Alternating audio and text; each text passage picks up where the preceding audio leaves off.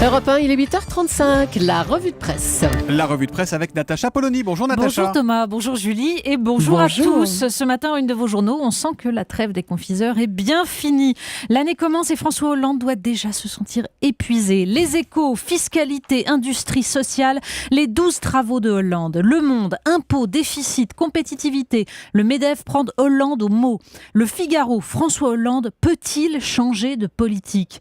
Et pour mettre fin au mythe d'un président plus clairvoyant sur la scène internationale, Libération, intervention française, les doutes de l'Afrique.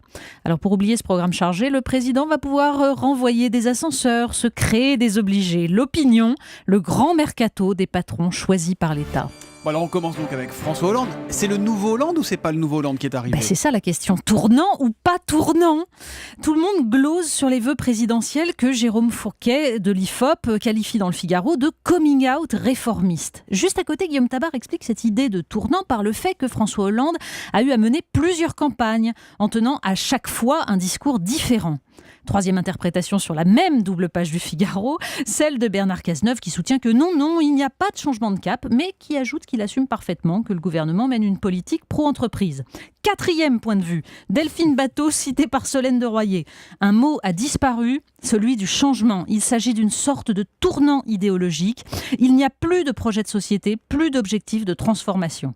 Et si vous voulez un cinquième point de vue, c'est dans l'opinion qui est allé interroger Jean-Pierre Chevènement, celui qui avait refusé le fameux tournant réformiste de 1983. Dominique de Montvalon rappelle la réplique du ministre démissionnaire à Edmond Maire, patron de la CFTC, qui réclamait une politique de rigueur. L'effort, ce n'est pas de mettre la France à la diète, je ne crois pas à l'anémie, je crois aux muscles.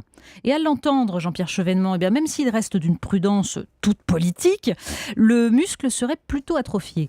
Bon, ce que confirme d'ailleurs Marianne dans son dossier, ce que nous coûte l'austérité. Comme le souligne Hervé Nathan, les 100 milliards de baisse d'impôts et de charges que réclame le MEDEF, soutien enthousiaste du pacte de responsabilité de François Hollande, ne peuvent se trouver que dans une refonte profonde de la protection sociale. Paradoxe, pour l'instant, la politique menée n'a conduit qu'à moins de croissance et moins de rendement fiscal pour l'État. Alors changement ou pas? Eh bien, les semaines prochaines nous le dirons.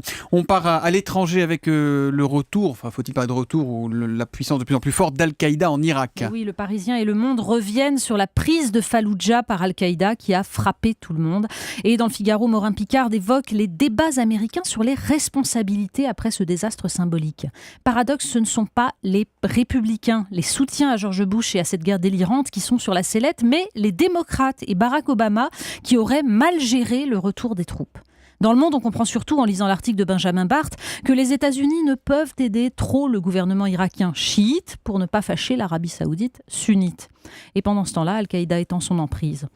Il faut lire par exemple dans Libération le témoignage d'une mère dont le fils est parti combattre en Syrie. Nicolas et son demi-frère Jean-Daniel se sont convertis à l'islam. Jean-Daniel est mort au mois d'août dans des combats. Et la mère de Nicolas a reçu un SMS lui annonçant que son fils s'était fait exploser dans une voiture piégée le 22 décembre dernier. Elle parle de ce garçon de 30 ans qui ne supportait plus la société de consommation et l'impression de se faire exploiter. Elle raconte la solitude des familles face à la radicalisation d'un jeune. Son histoire est celle de beaucoup d'autres, peut-être 220 familles. Évidemment. On parle de la Bulgarie également, qui a aussi ses problèmes d'immigration, la Bulgarie. Mais oui, parce que les conflits au Moyen-Orient ont une autre conséquence que nous apprend le Figaro. La frontière gréco-turque étant plus surveillée, les réfugiés passent par la Bulgarie et s'entassent dans ce petit pays où ils demandent l'asile politique, puisqu'on le demande dans le premier pays où on arrive en Europe. La détresse de ces gens qui rêvaient de la France ou de l'Allemagne et qui découvrent qu'un État européen peut être encore plus misérable que leur pays d'origine. Le racisme naissant d'une population qui découvre l'immigration et gère ça toute seule. C'est aussi ça l'Europe. On parle souvent, Natacha, des médecins de campagne, des généralistes. Vous, ce matin, vous mettez les projecteurs sur un psy de campagne. Mais oui, parce que la solitude, elle est aussi en France. Alors il faut lire dans Marianne ce magnifique portrait d'un psy de campagne. Il raconte ce monde paysan où l'alternative est le silence ou le suicide. Ces patients qui le payent en stère de bois ou en champignons. La désertification, la peur du chômage. Il regarde TF1, dit-il, et Jean-Pierre Pernaut qui leur dit que tout va bien dans les campagnes. Alors ils pensent « je ne suis pas normal » et ils se taisent. Oui, les missionnaires ne sont pas forcément aux antipodes. On termine avec, c'est la superstar, le pape François. Oui, mais alors c'est incroyable, justement, il n'y a pas que lui qui bouscule l'Église. Alors que Famille chrétienne nous apprend que des sites de rencontres chrétiens commencent à émerger pour proposer des relations pour une vie, pas pour la nuit, comme dit le slogan de l'un d'entre eux. Eh bien, la Croix nous raconte comment les prêtres sont confrontés à un nouveau problème. Lequel ? Les enfants qui perturbent les messes.